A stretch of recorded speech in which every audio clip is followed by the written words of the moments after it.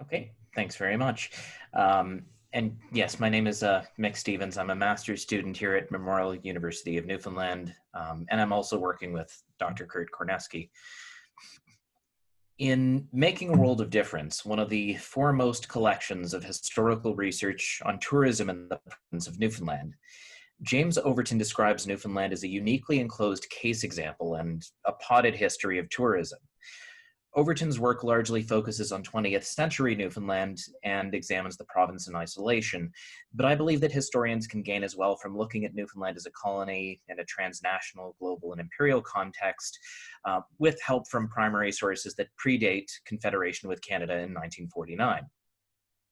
These are the sources I intend to continue engaging with throughout my ongoing master's research project. The tourism and travel writing of the late 19th and early 20th century offers us useful observations that we can place into a larger global framework. In Newfoundland, there's a long-standing, and one might almost say hegemonic, belief that Newfoundland has potential in 400,000 square kilometers of scenery and wilderness, in its wildlife, in its 17,000 kilometers of coastline, and in its traditional culture. Its earliest travel writers, including railway advocates, tourism boosters, and sports hunters, made a concerted effort to market Newfoundland as a place and Newfoundlanders as people, and in many respects reinvented them. One of the most significant impacts of this reinvention was also the gradual and concerted exclusion of working-class Newfoundlanders and practicing Mi'kmaq hunting guides out of hunting spaces that were transformed to cater to elites. The need for tourism as an alternative industry was especially urgent in the late 19th century through a series of tumultuous historical events for the colony. In the late 19th century, Newfoundland endured the Great Fire of 1892, which devastated the city of St. John's, and the colony also contended with economic collapse through the bank crash of 1894. Newfoundland's fisheries had suffered repeated failures in the 19th century, and historians like James Hiller also argue that with respect to its economic expectations, Newfoundland's railway was a failure, which by 1929 the colony had poured approximately $40 million into. Tourism, for boosters like Moses Harvey and D.W. Prowse, presented a new alternative industry and an opportunity. Newfoundland itself did not have a nationally consolidated tourism department until 1925, but we know that the Newfoundland colonial government had at least some hand in requesting the publication of tourist material as early as 1905 when they approached Judge D.W. Prowse. Late 19th and early 20th century authors like Harvey and Prowse believed that tourism would regenerate the colony, and contemporary authors up to this point had described Newfoundland as remote, unfriended, melancholy, and slow. And tourism boosters alleged that not only did the railway completely change the condition of the island, but that tourism would have a transformative impact in the colony as well. Tourism boosters in the Reed Railway Company thus acutely focused early efforts not only on constructing Newfoundland as a space, but on reinventing it from its existing conceptualizations. They sought to reinvent Newfoundland from being the land of fog and codfish into some of the grandest and most picturesque scenery in all the world, and as a preserve for convenient, inexpensive deer stalking enabled by the railway across the island. Prowse, for example, imagines Newfoundland as a beautiful but maligned country and offers in 1905 that some of the fault for this is with quote-unquote slovenly farmers and settlers in areas like St. George's Bay and Codroyce. And in Harvey's 1894 guide, he similarly lays blame for Newfoundland's image on fishing admirals who misled the English government and people by misrepresenting the island as hopelessly barren. All of the authors in their own way placed the fault for Newfoundland's condition somewhere else with someone else. The reimagining that I've described incorporates Newfoundland as a British space and as a nodal point in the British Empire, with Harvey describing the fisheries at the beginning of England's maritime supremacy. Newfoundland is transformed through text into a place of historical pilgrimage and is a site full of nostalgic British features. Harvey's text highlights Newfoundland's role in the 7 Years' War, specifically that Signal Hill was the site of one of its major battles. He recalls Colonel Amherst and his force landing at Torbay and overcoming the French uphill against great odds in a way that appeals to the daydreaming anti-modernist and to the Victorian imperialist alike. The island's geological structure and its positioning are also closely compared to Britain by Prowse, who at one point describes Newfoundland as a stepping stone and halfway house between the two continents, which occupies nearly the same position in the New World as Great Britain does in the Old. In some respects, like meteorological records and the amount of annual sunshine, Newfoundland is even illustrated as being a better Britain than Britain itself. In some ways, this transformation tells us as much about the landscape as it does about the late 19th and early 20th century elites in Newfoundland who write about them. To be imagined as a British subject or as part of a second Britain would have had significant appeal. And in his own work, Kurt Korneski recognizes that nationalists were adamant that they were among the finest example of the British race, even when life in the territory they inhabited differed markedly from the one implied in prevailing standards of Britishness. This is especially the case in light of the fishing industry's truck credit system and the entire family's role as a shore crew. And the arduous work of that shore crew sat uneasily with the binary logic of 19th century bourgeois gender systems.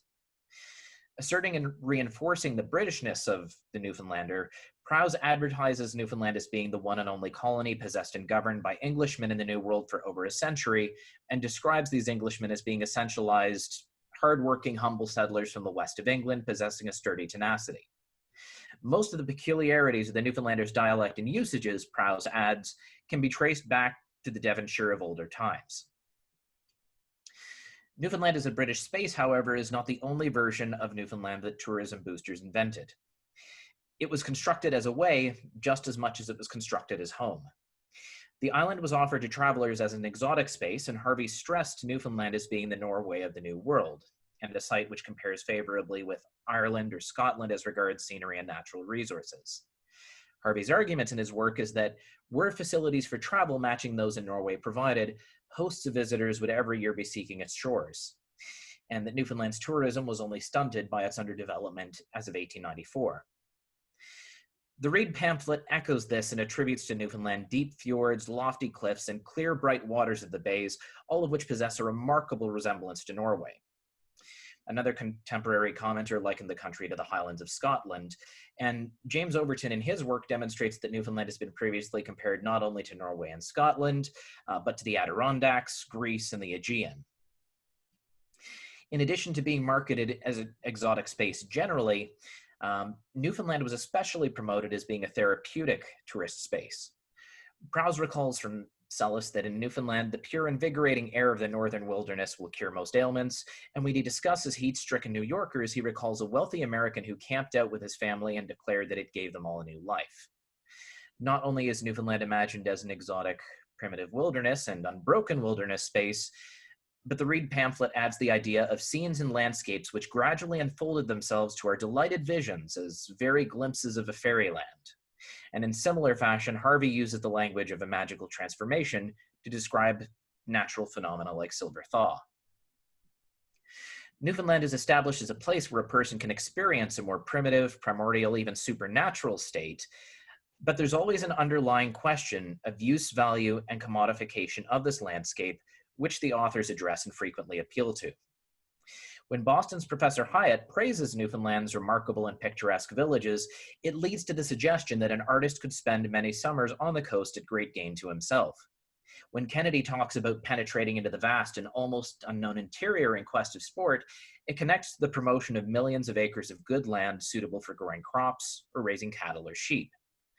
Newfoundland is offered up as pristine and untouched, but the consumer is encouraged to mark it, package it, possess it, and touch it. There's even in Harvey's work the idea that it is preordained that this be so. Harvey writes that the hand of nature has marked the island as a center of commercial activity, for example. Now, the literature does not just reimagine Newfoundland as a space, but also reinvents identities for the people who inhabit it. Tourist literature of the late 19th century asserts the idea of an existing, innate Newfoundland race or character. In his work, Harvey imagines early Newfoundlanders as spirited folk who endured hardships and discouragements against oppressors, including Newfoundland's fishing admirals. The same attributes which allowed the Newfoundland character or race to endure those early misfortunes is applied to more recent historical events like the 1892 Great Fire on July 8th, when one half the city was consumed, destroying roughly 1,600 houses and displacing roughly 10,000 persons. Harvey writes that the spirit of the energy of the people may be estimated from the fact that they met these repeated challenges with courage and firmness, and also writes that in each instance, the city rose from the ashes greatly improved and beautified. This idea of there being an existing Newfoundland character lingers all the way into the early 1930s and into the Amery Commission.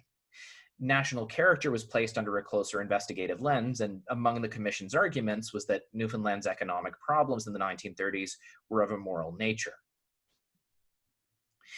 For Prowse, the Newfoundland race and character also implies a certain measure of hunting and fishing aptitude. Prowse, recalling a statement from J.G. Millay, writes about fishing for brown trout at Terra Nova that the native thinks himself quite unsuccessful unless he can bring home from 5 to 10 dozen of the speckled beauties. This aptitude is treated with ambivalence by hunting elites, and Admiral W.R. Kennedy writes disparagingly of the wholesale slaughter of caribou by settlers, and that the salmon fishing was poor owing to netting and barring. There's a different standard of behavior and a moral high ground attributed to the elite globe-trotting hunter compared to the working-class Newfoundlander. This hunting ethos is more formally codified by the end of the 19th century. It had a great deal to do with technological developments in firearms, but also with an imperial need to exclude a new underclass, the Africans and Asians of empire. In this vein, I suspect that there was also an increasing pressure in late 19th century Newfoundland, especially on the conclusion of the railway, to exclude once essential Mi'kmaq guides from Newfoundland as a tourist space and hunting experience.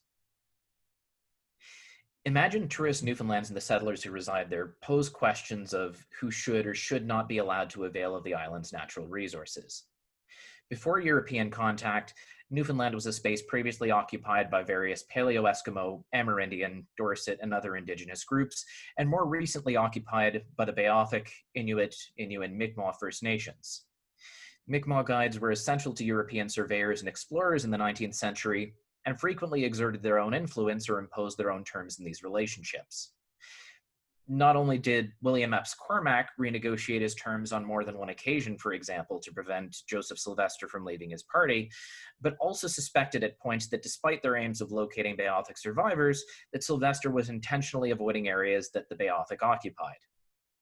Mi'kmaq hunters were also participants in managing Newfoundland's natural resources, even if not on an official or state-sanctioned basis. Overton suggests in Conflicts over the Caribou that some of the earliest were between the Mi'kmaq and sports hunters who killed large numbers of game and left carcasses to rot. In one such incident of wanton slaughter in the 1870s, the Mi'kmaq accused that if another such incident occurred, they would punish the perpetrators in a summary manner. Throughout the empire, the depiction of indigenous peoples and their active role in experiences like tourism, exploration, and sports hunting changes over time. For then active sports hunters like Captain Dashwood, who angled in New Brunswick and Labrador, with respect to an ethnic order of merit, the Maliseet and Mi'kmaq simply did not appear. They existed outside of acceptable social structures, and their subsistence activities were regarded with dismay, if not outright disdain. While authors like Moses Purley, Captain Living, and Sir James Alexander approved of spearing and netting in the 1840s, for example, authors in the 1860s attributed New Brunswick's salmon decline to spearing and netting them by Indians and other so-called barbarians. Alexander's perspective shifts drastically between 1843 and 1860, when he decries spearing as being in the highest degrees deplorable. As Peter Thomas's work demonstrates, the vibrant picture of traditional life in New Brunswick presented by Moses Purley's sporting sketches had been replaced by irritation and dismissal. Similarly, Moses Harvey's early work on Newfoundland contrasts strongly against that of Prowse's 1905 guide with respect to Newfoundland's indigenous peoples. The Beothuk are described by Harvey as being monarchs of all that they surveyed and discusses their language, vocabulary, and traditional practices at some length.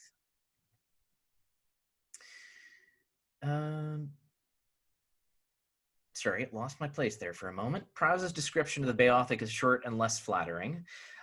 This may correspond to shifting ideas about race and character and what constituted advanced or quote-unquote primitive peoples.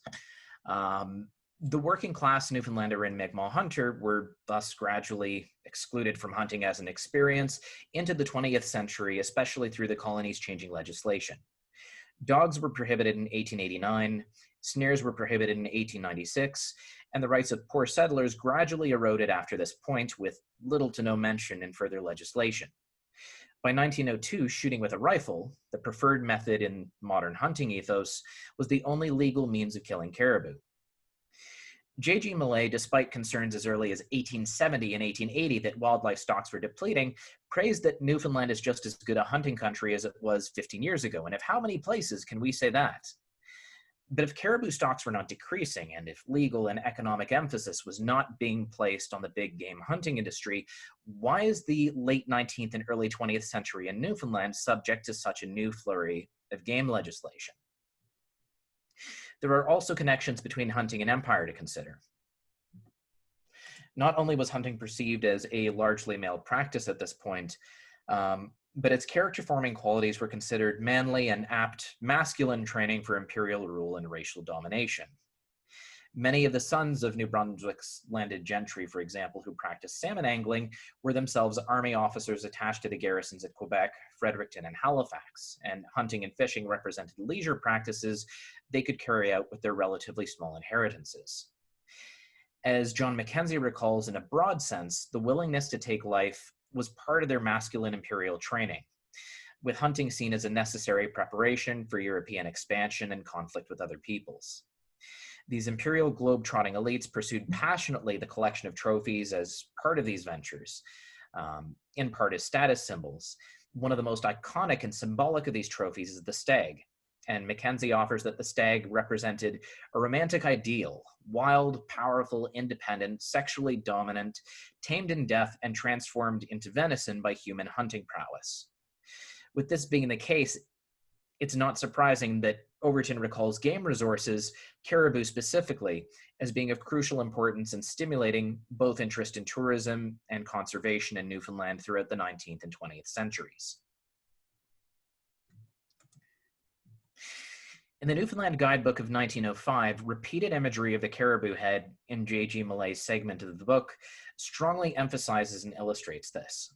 Millay is among the figures who Mackenzie recalls as a contributor to painting natural history and classifications of species more broadly during this period. And as an iconic figure in the circle of globe-trotting sports hunters, his chapter in the guidebook, as well as his 1907 Newfoundland and its Untrodden Ways, are going to be crucial primary sources to my work moving forward. Similarly, Admiral W.R. Kennedy, another contributor to Prowse's 1905 guidebook, composed a lengthy account of sport, travel, and adventure in Newfoundland and the West Indies, which informs my work. Kennedy's perspective is useful because it places Newfoundland in a global context as a potential hunting reserve for the elites. And similarly, I intend to consult with Captain Dashwood's observations comparing salmon angling in New Brunswick with locations like Labrador for additional evidence. I believe my project represents a contribution to Newfoundland history, and I believe I can fill a gap in the existing historiography there. Scholars in the field like Alan Byrne and James Overton focus on Newfoundland's tourism using a later temporal scope, generally 20th century or later 20th century.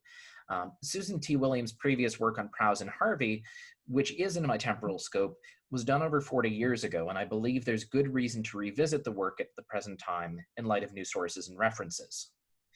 More than my contribution to Newfoundland history, however, I believe my work will contribute to histories of empire, gender, and settler colonialism. In the same sense that Mary Louise Pratt discusses her work on travel writing as a study in genre as well as critique of ideology, I intend for my project to take on a similar approach. While in some senses these primary sources are going to provide a very directed and limited perspective, I believe that this is something I can employ and apply effectively in this work. Through understanding how the imperial and largely masculine elite conceptualized and communicated the perceived environment around them to others, and identifying how this varied from realities and lived experiences of working class people and indigenous people in Newfoundland, I believe I can make a valuable contribution to an existing body of literature on travel and hunting as aspects of British imperialism. And if anyone has any questions, comments, or concerns, I'd be glad to address that. All right, I think everybody's mic is unmuting as we go along. Does anybody have any questions for Mick? Yes, Caitlin.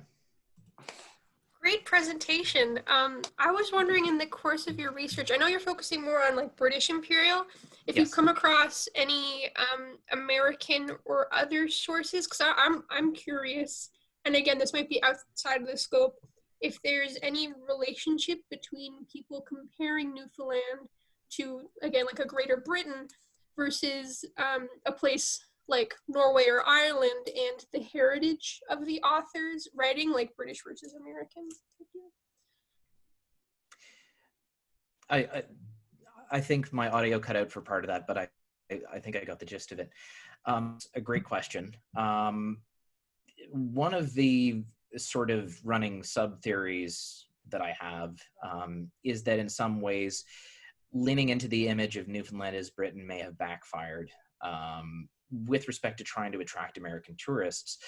But that's something I still need to dig into a little bit further before I can say conclusively or not whether that was the case.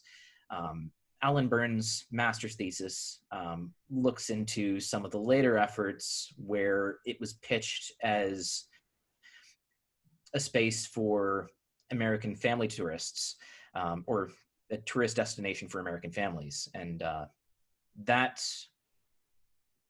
that's something that I'll have to look into a little bit further. But the emphasis that was placed later on family, if that had been applied earlier, or if that had been basically incorporated earlier, I wonder if that would have led to more success. One other aspect of this that's really interesting, and a classmate of ours actually forwarded me some articles and information on this, are connections between Sir Wilfrid Grenfell in Labrador and his work there, connecting to American anti-modernists. A lot of what I've found so far is that different authors who write about travel in Newfoundland and Labrador, or who write about hunting locations, it's all very connected and intertwined. They're connecting with each other, they're competing with each other, they're borrowing ideas from each other. Yeah, but yes, sorry, to answer your question, the American side of that and the American perspective on that is something I still need to dig into further, but I think there's definitely information there. That's awesome. Thanks so much. No problem. Sorry for rambling. Yes, any other additional questions? Yes, I have a question.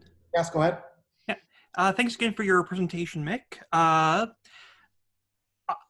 In your presentation, you discuss both how the role of elites in this process, as well as kind of discussing a kind of distinct Newfoundland identity that oftentimes these elites constructed or discussed.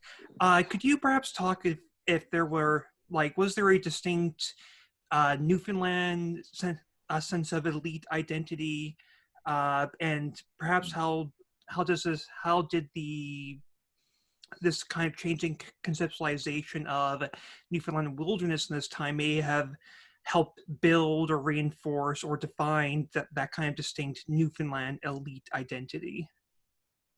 That's a great question, actually. And I may have to address it in a couple of parts.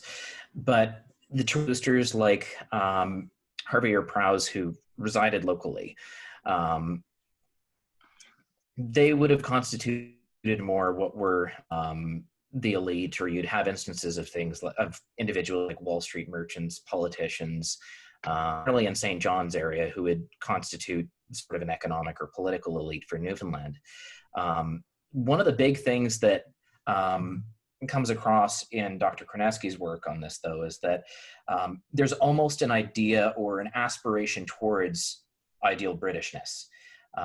There's an idea that for people who are Newfoundland British, that they're never real British.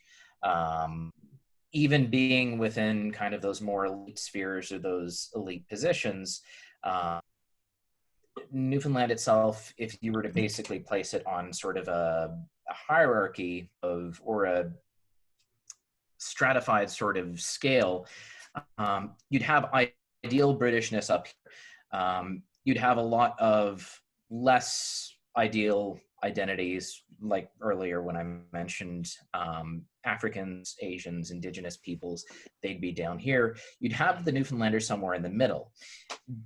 There's a sense that you're white British male, but not enough, or because of the dynamics of the shore crew system, or because of Newfoundland's economy, any number of other things, that you didn't quite measure up to what that ideal was or what that ideal was supposed to be.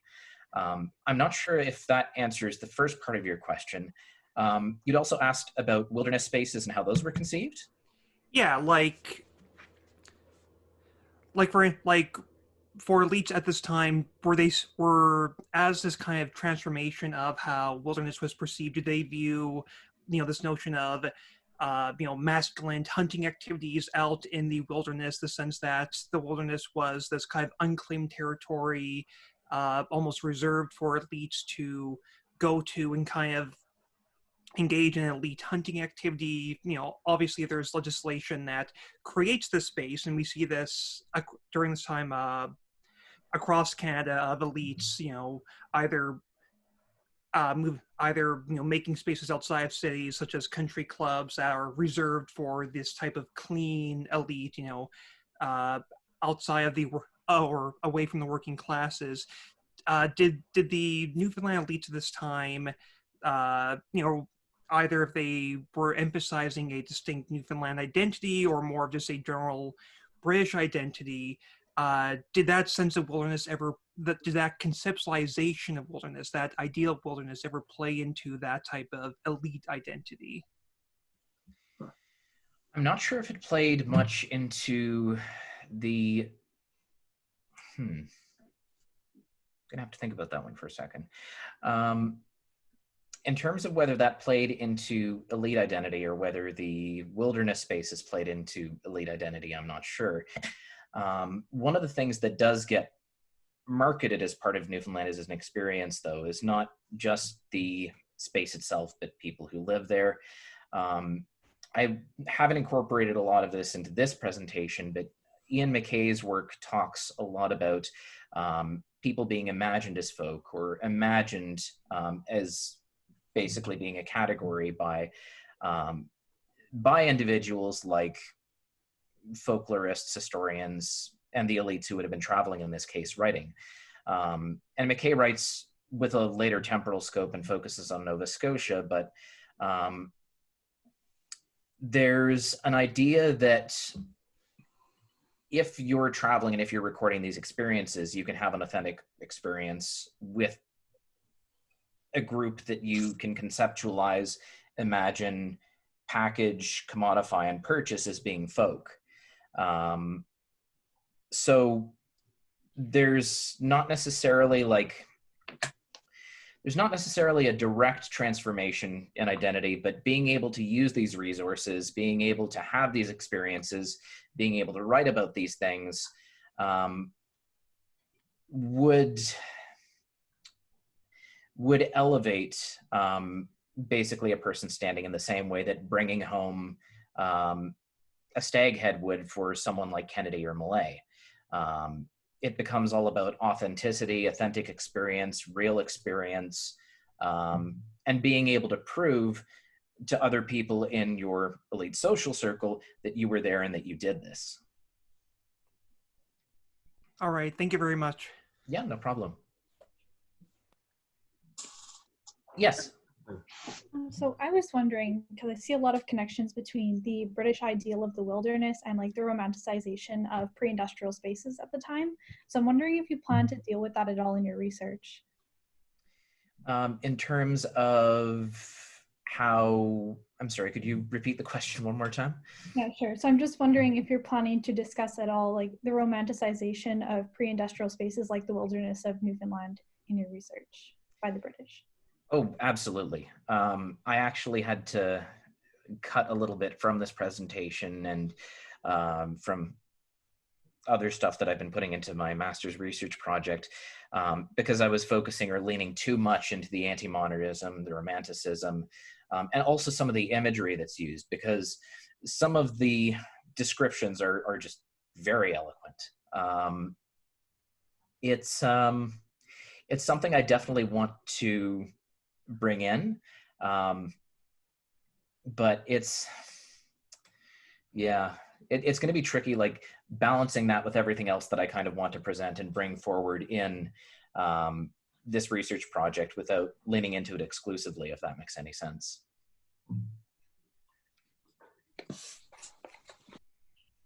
I believe Dr. Bach had a question as well. Yes, thank you. My question was about, thank you for your presentation, by the way. Once again, very interesting. This conference is off to a great start. The question that I had was around ideas of false indigeneity. And, you know, in the current context where we're seeing, these new Métis organizations arising and claiming Métis status, this actually struck me as being a kind of parallel case, maybe a little bit earlier, where you have, particularly in the section of your presentation where you're talking about the guides and the sort of displacement of the Mi'kmaq. I wonder if you could just talk a little bit about, do you see this as actually happening? Do you see a kind of claims to indigeneity being put forward in terms of the longevity of Newfoundland, the settler presence on Newfoundland? And do you see a kind of, I don't know, I guess it's a language of terra nullius in the sense that Newfoundland is portrayed as being this empty space that, settlers arrived in and established themselves and so on. But do you actually see them going beyond that to making claims to a kind of indigeneity? Yep, you've actually touched on a whole bunch of things that come up in the historiography surrounding this, and that I've had to work through with Dr. Korneski to kind of get this all off the ground. With respect to nativism, or the idea that this is an empty land, part of the argument that's often put forward or employed is that, well, the Beothuk were here. The Beothuk were the de facto indigenous presence when the Beothuk went extinct, which itself is completely up for debate. But the idea is that when the Beothuk went extinct, well, the island's ours now. The settler becomes basically the de facto presence. But that's not the case, and that's part of the reason that questions like when the Mi'kmaq actually started using Newfoundland as part of the domain of islands becomes such a contentious question. Because in some cases, individuals within the settler community will basically use things like Beothuk extinction and no other presumed presence as justification for being here, or for land use, natural resources, etc. Despite arguments from Mi'kmaq elders and individuals drawing on oral tradition that no, this has been part of our domain of islands for some time. We have a history of making use of the space. It's still an ongoing debate, and it's still one that's pretty contentious. And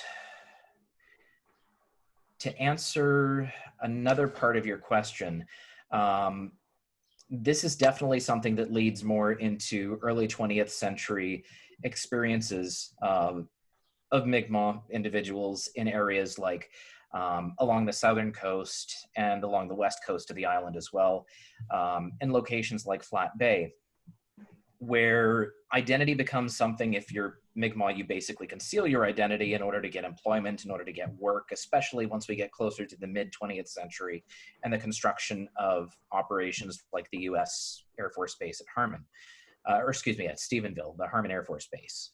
One of the reasons that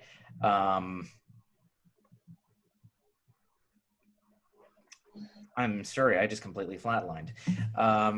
But yeah, it's something that leads very much into the experiences of Mi'kmaq communities in the early 20th century, and sort of the unique brand of settler colonialism that they have to deal with, which is distinct from what we see in the rest of Canada. There's definitely similarities and there's definitely overlap. But with Newfoundland being its own entity at this time, it does give us a few unique examples to work with.